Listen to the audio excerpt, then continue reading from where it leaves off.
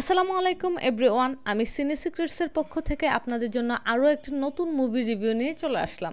মুভিটির নাম 11, যেটা বলা যায় 2025 সালের best Tamil crime thriller movie. So আজেরা গল্প বাদ দিয়ে চলেন মুভিতে চলে যাওয়া যাক।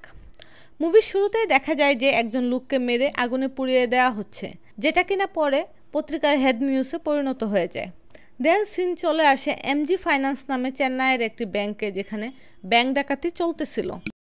ডাকাতির কথা যখন পুলিশ জানতে পারে, তখনই আমাদের হিরো এস অরবিন্দ, যে কিনা আইপিএস অফিসার, তার কাছে ফোন আসে। ফোন পেয়ে সে ডিরেক্ট ডাকাতদের আস্তানায় চলে যায় এবং ডাকাতদের ধরে পুলিশের হাতে তুলে দেয়।